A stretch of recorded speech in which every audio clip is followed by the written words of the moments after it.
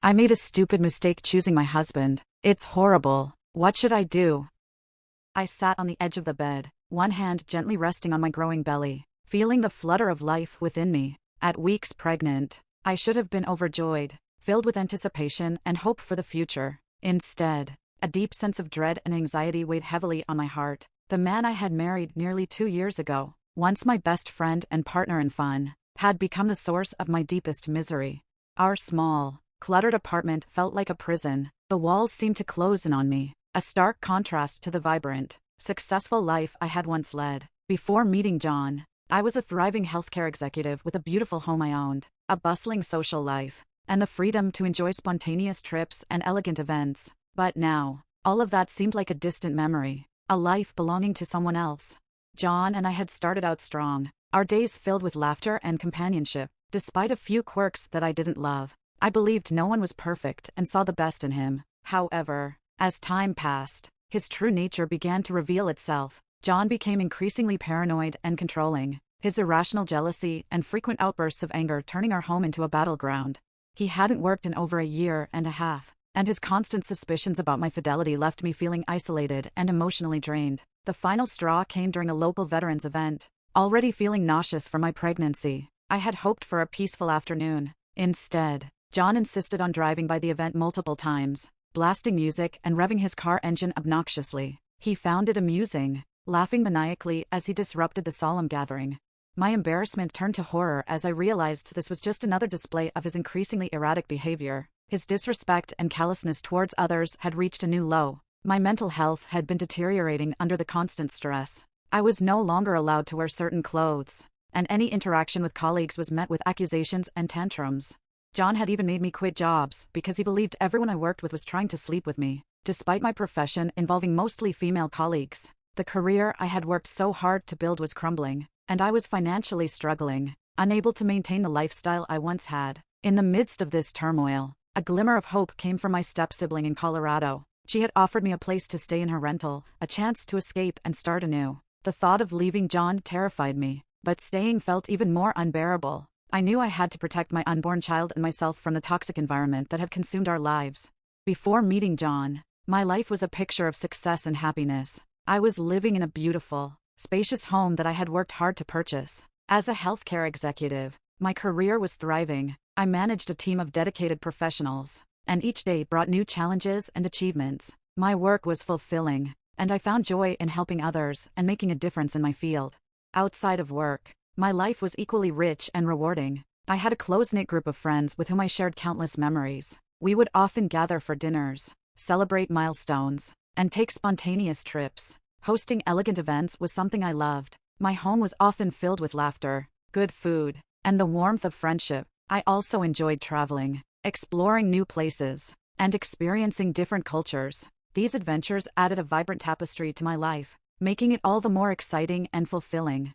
One evening, at a friend's party, I met John. He was charming, witty, and full of life. We quickly connected over our shared interests and spent the evening talking and laughing. There was an immediate spark between us, and by the end of the night, we had exchanged numbers and made plans to see each other again. Our early days of dating were filled with fun and spontaneity. John had a way of making even the simplest moments feel magical. We went on adventurous dates, tried new restaurants, and spent lazy weekends exploring the city. He was attentive and thoughtful, always finding ways to make me feel special.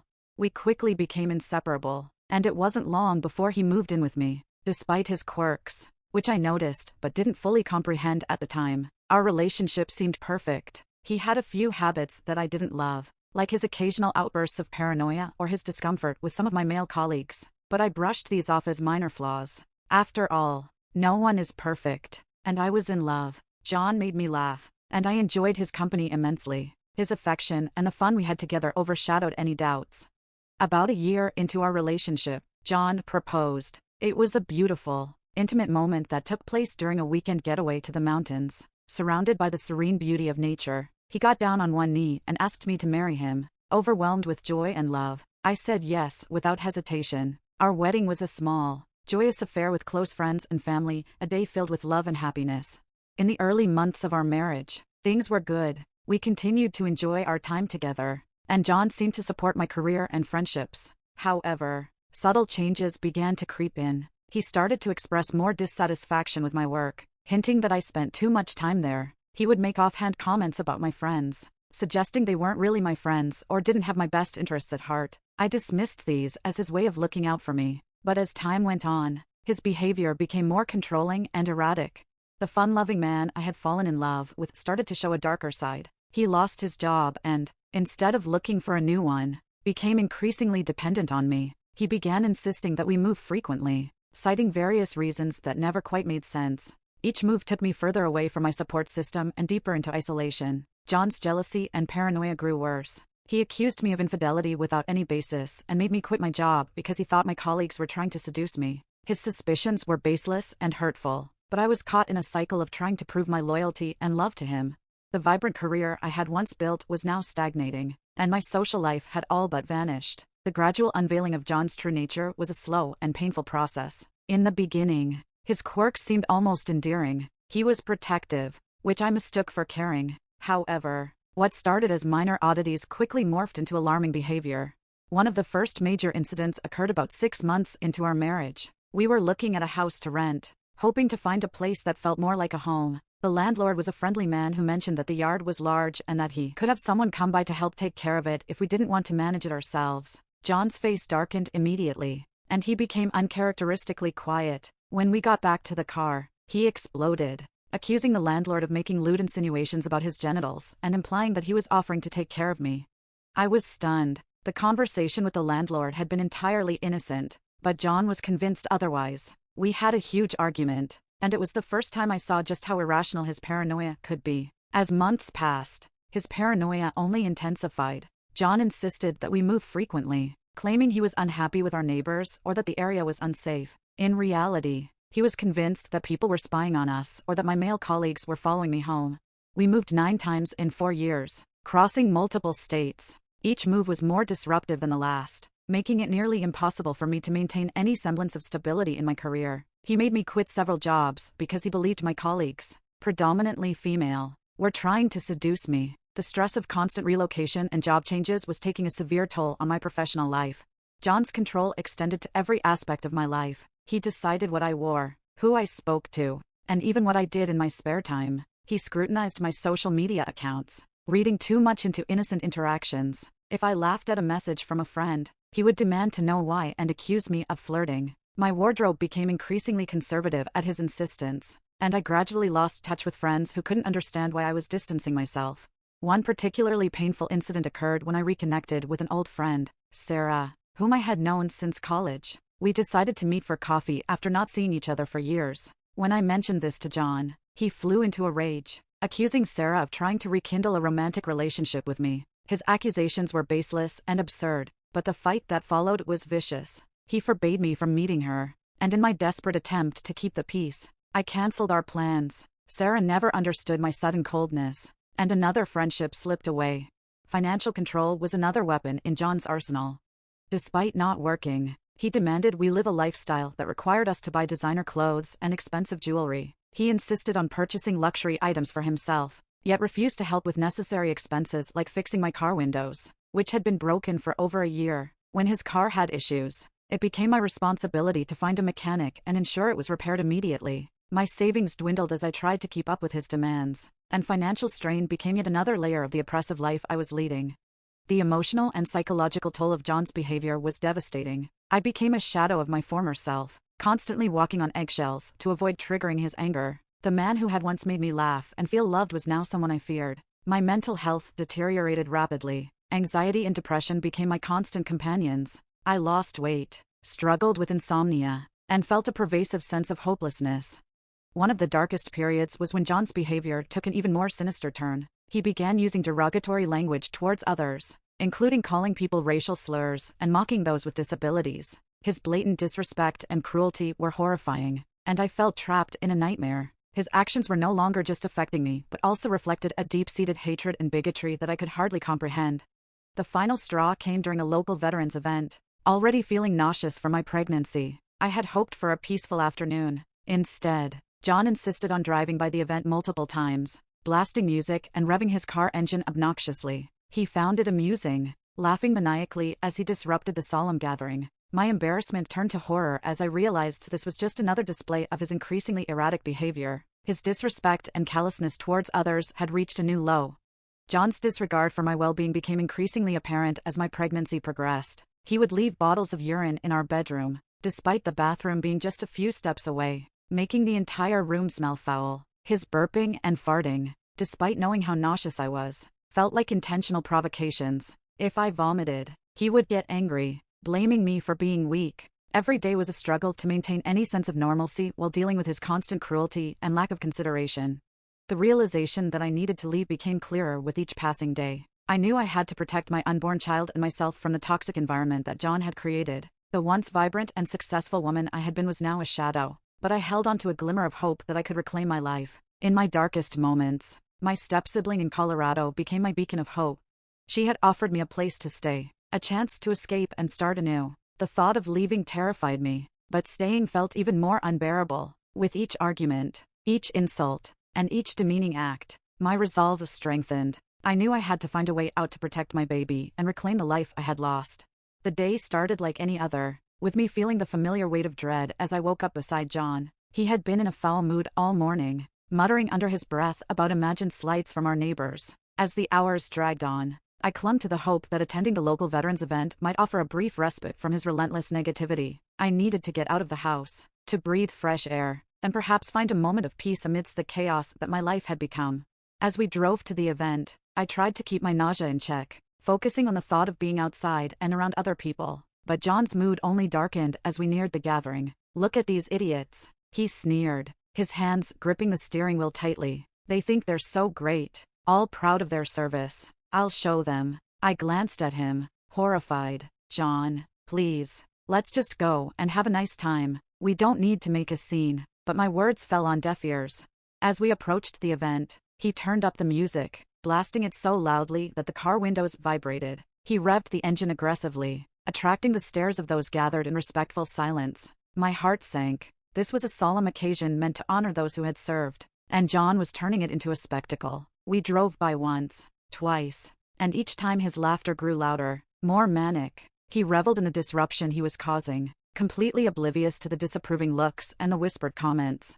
I felt a deep sense of shame wash over me. This was the man I had married, the father of my unborn child, and his behavior was appalling. As we passed the event for the third time, I couldn't take it anymore. "John, stop," I shouted, tears streaming down my face. "You're embarrassing me, and you're being incredibly disrespectful. Just stop it." He looked at me with a sneer. "Oh, so now you're taking their side? Typical. Always so eager to defend everyone else but me." I felt a knot in my stomach, a mix of fear and anger. How had it come to this? How had the man I once loved turned into someone so cruel, so irrational? As we drove away, the sound of the blaring music still ringing in my ears, I knew something had to change. Back at home, John continued his march, pacing the living room and hurling insults. I retreated to the bedroom, closing the door behind me and sinking onto the bed. My hands instinctively cradled my belly, and I felt a rush of protectiveness for the life growing inside me. I couldn't let this be my child's reality. I couldn't let them grow up in an environment filled with anger, paranoia, and hatred. As I sat there, the events of the day replaying in my mind, a sense of clarity began to form. I thought about my step-sibling's offer, the chance to start anew in Colorado. It was a lifeline, a way out of this nightmare. The fear of leaving, of the unknown, had kept me paralyzed for so long, but now the fear of staying was even greater. I couldn't subject my child to this toxicity. I couldn't continue to let John's behavior erode my sense of self-worth and happiness. My internal dialogue became a torrent of resolve. I had been strong once. I had built a successful career, maintained meaningful friendships, and lived a life of joy and fulfillment. That woman was still inside me, buried under layers of fear and pain. But she was there. I owed it to myself and to my unborn child to find her again. With trembling hands, I reached for my phone and sent a message to my step-sibling. "I need to get out. Can you still take me in?" The response came almost immediately. "Of course. Just let me know when you're coming. We'll get everything ready for you." Relief washed over me, mingling with a newfound determination. I began to make plans, carefully and quietly. I gathered important documents, set aside some money, and thought about the logistics of leaving without alerting John. It would be difficult, but I had to do it, for my sake and for my baby's future. That night, As I lay beside John, his snores filling the room, I felt a sense of calm for the first time in months. I had a plan. I had a way out, and soon I would be free. With the decision to leave firmly planted in my mind, I knew I had to proceed carefully and methodically. John's paranoia meant that any hint of my plans could lead to a volatile situation. I had to act without raising his suspicions, which required meticulous planning and steely resolve. The first step was to gather the essentials. Over the next few days, I discreetly collected important documents, my birth certificate, passport, and bank statements. I packed a small bag with clothes, toiletries, and a few personal items, hiding it at the back of my closet. I knew I couldn't take much, but I needed enough to get me through the initial days of my escape. Financial preparation was another critical aspect. John controlled our finances tightly, scrutinizing every expenditure. I had to be strategic about setting aside money without him noticing. I started paying for groceries with cash and pocketing small amounts of change each time. It wasn't much, but it was a start. I also opened a secret bank account online, transferring small sums whenever I could. One evening, when John was absorbed in a particularly intense online conspiracy, I took the opportunity to call my step-sibling, Mary. She had always been a source of support, and I knew she would help me without question. Mary, I whispered into the phone, my heart pounding. I need to leave. Can you still take me in? Of course, she replied without hesitation. Just tell me when and how I can help. We discussed the logistics in hushed tones, ensuring John couldn't overhear. Mary lived in Colorado, several states away from our current home. The plan was for me to leave in the early morning while John was still asleep. Mary would book me a train ticket under her name to avoid a paper trail. We decided on a date weeks from now, giving me enough time to finalize my preparations without arousing suspicion. Here is the corrected text with appropriate punctuation added. As the departure day approached, my anxiety grew. The emotional challenges of leaving an abusive relationship are immense. Despite the fear and pain John caused me, there was still a part of me that remembered the man I had fallen in love with. The memories of our early days together, filled with laughter and affection, tugged at my heart. Leaving meant accepting that those days were gone and that the man I loved no longer existed in the same way. Fear was my constant companion during those days. What if John discovered my plan? What if he reacted violently? The thought of his unpredictable rage kept me on edge. I had to remind myself that the fear of staying was greater. My unborn child deserved a safe, loving environment, and I couldn't provide that if I remained trapped in this toxic relationship. I also feared the unknown. I had built a life, albeit a strained and unhappy one, with John. Starting over in a new place, far from everything familiar, was daunting. Would I be able to find a job? Would I be able to support myself and my child? These questions haunted me, but I knew I had to take the leap of faith. Mary's unwavering support gave me the strength to face these fears. The night before I planned to leave was one of the longest of my life. I barely slept, my mind racing with thoughts of what lay ahead. I kept replaying my escape plan in my head, ensuring I hadn't missed any details. I had left a note for John, carefully worded to explain my departure without provoking his anger. It was a delicate balance, trying to convey my feelings and reasons without inciting further harm. When the morning finally came, I moved silently through the house, my heart pounding in my chest. I took one last look at the life I was leaving behind. The oppressive weight of the past years hung heavily in the air, but I felt a glimmer of hope for the first time in a long while. I gently placed my note on the kitchen table and picked up my small bag. As I slipped out of the house, the first light of dawn broke on the horizon. A sense of liberation washed over me. I walked to the end of the street, where a taxi was waiting to take me to the train station. Each step felt surreal, as if I were moving through a dream. The fear and anxiety were still there, but they were now accompanied by a sense of determination and hope. The train ride to Colorado was a blur of emotions. I alternated between fear and relief, my mind filled with thoughts of the future. Mary met me at the station with open arms, and as she hugged me tightly, I felt a sense of safety and love that I had longed for. The journey was far from over, but I had taken the most important step. I had reclaimed my life and my future. With Mary's support and the promise of a fresh start, I felt ready to face whatever challenges lay ahead. Leaving John was the hardest decision I had ever made, but it was also the most necessary, for my child and for myself. I was determined to build a new life filled with hope, safety, and love. As the taxi pulled away, I looked back at the house one last time. A flood of conflicting emotions washed over me. This had been my home, a place that once held so much promise and love. Now it felt like a prison I was finally escaping. I forced myself to look forward, reminding myself that this was the first step toward a new life. The drive to the train station was uneventful, but my nerves were on edge. I kept glancing over my shoulder, half expecting John to appear out of nowhere. Each passing car made my heart race, and I couldn't shake the feeling that I was being watched. When we finally reached the station, I paid the driver and hurried inside, trying to blend in with the early morning crowd. The train station was bustling, and I was grateful for the anonymity it provided. I checked my ticket one last time, making sure everything was in order. Mary had booked the ticket under her name, a precaution to keep John from tracking me. I found a quiet corner to wait, my mind racing with thoughts of what lay ahead. The train would take me halfway across the country to a new state, a new life. It was both exhilarating and terrifying. As the train pulled out of the station, I settled into my seat and let out a breath I didn't realize I had been holding. The rhythmic clatter of the tracks was oddly soothing, and for the first time in months, I felt a glimmer of hope. The fear of being discovered still lingered, but with each mile that passed, it began to fade, replaced by a growing sense of determination. The journey was long, and the hours seemed to stretch endlessly. I tried to distract myself with a book, but my mind kept wandering back to John. Was he awake yet? Had he found my note? How would he react? I couldn't let myself dwell on these questions. I needed to focus on the future, on the new life I was about to start. The landscape outside the window changed as we traveled west, the familiar surroundings of my old life giving way to the vast open spaces of the Midwest. The change in scenery mirrored my internal transformation. I was leaving behind the chaos and fear, moving toward a fresh start and new opportunities. When the train finally arrived in Colorado, I felt a mix of relief and anxiety. Mary was waiting for me at the station, her face a beacon of comfort in the sea of unfamiliar faces. As soon as I saw her, I felt a wave of emotion wash over me. I rushed into her arms, and for the first time in what felt like forever, I felt safe.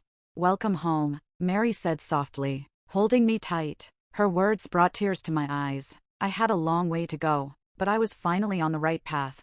Mary's home was a modest but cozy rental in a quiet neighborhood. It was a stark contrast to the chaotic life I had left behind, and I felt an immediate sense of peace. Mary had gone out of her way to make me feel welcome, preparing a comfortable room for me and ensuring I had everything I needed. Her support was a lifeline, and I was deeply grateful. The first few days were a whirlwind of emotions. I was relieved to be free from John's control, but the reality of starting over was daunting. I had to find a job, rebuild my financial stability, and create a safe environment for my unborn child. Mary was a constant source of encouragement, helping me navigate the transition and offering practical advice. She introduced me to her friends, and I slowly began to build a new social network. Despite the initial challenges, I felt a growing sense of empowerment. I had taken control of my life, and each small victory reinforced my determination. Finding a job was a priority, and with Mary's help, I updated my resume and started applying for positions. The healthcare industry in Colorado was thriving, and I was hopeful that my experience would open doors.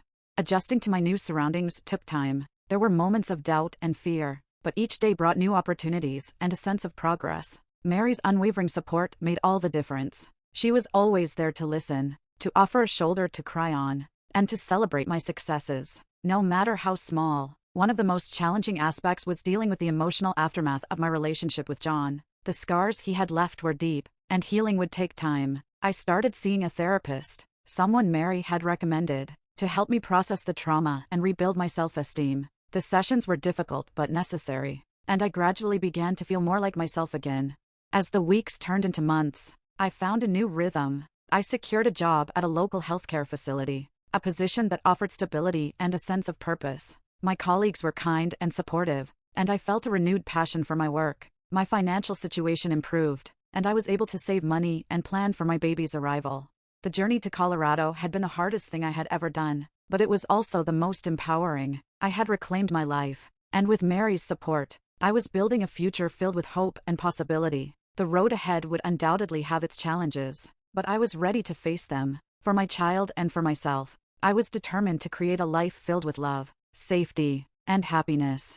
As I settled into my new life in Colorado, I often found myself reflecting on the journey that had brought me here. The path I had taken was fraught with pain and fear, but it had also been a catalyst for profound growth and self-discovery. Leaving John had been the hardest decision of my life, but it was also the most empowering. It forced me to confront my deepest fears and rediscover the strength and resilience I had always possessed. In the quiet moments, I thought about the life I had before John and how different it was from the turmoil of the past few years. I remembered the vibrant, confident woman who had thrived in her career, cherished her friendships, and embraced life with enthusiasm. That woman had been buried under layers of fear and doubt, but she was still there, waiting to be reclaimed. The lessons I learned during this journey were invaluable. I learned the importance of trusting my instincts and recognizing red flags early on. I understood the necessity of setting boundaries and protecting my emotional and physical well-being. Most importantly, I realized that I deserved happiness and respect, not the constant barrage of suspicion and control that had characterized my marriage. Emotional healing was a gradual process. My therapy sessions were instrumental in helping me unpack the trauma and rebuild my self-esteem. Each session brought new insights, helping me to understand the patterns of abuse and how to break free from them. I learned to forgive myself for the times I had doubted my worth and to embrace the journey of self-discovery with compassion. Rediscovering my self-worth was a journey in itself. I started by setting small, achievable goals that reinforced my sense of competence and independence. Securing a job in the healthcare industry was a significant milestone. It not only provided financial stability but also reaffirmed my professional capabilities and passion for my work. I began to reconnect with old hobbies and interests, finding joy in the simple pleasures of life that I had once taken for granted. As I prepared for the arrival of my baby, my focus shifted to the future. I was determined to create a positive, nurturing environment for my child, free from the toxic dynamics that had marred my past. I wanted to be a role model of strength, independence, and resilience. This meant continuing to prioritize my mental health, building a supportive network of friends and family, and fostering a home filled with love and respect. I also made plans to ensure my independence. I saved diligently, invested in my professional development, and explored opportunities for further education and career advancement. My goal was to provide a stable, secure future for my child, one where we could both thrive. Looking back, I was proud of the progress I had made. The journey had been arduous, but it had also been a testament to my strength and determination. I had reclaimed my life, and with each passing day, I felt more empowered and hopeful. The future was no longer a source of fear but a canvas of endless possibilities. In the end, my journey was not just about escaping an abusive relationship. It was about rediscovering myself and embracing the life I deserved. With my child by my side and a supportive community around me, I was ready to face whatever challenges lay ahead. My story was one of resilience, growth, and the unwavering belief that I could and would create a brighter, happier future. Thank you for watching. If you haven't subscribed yet, please do so and hit the notification bell to stay updated with more shocking real-life stories happening around you.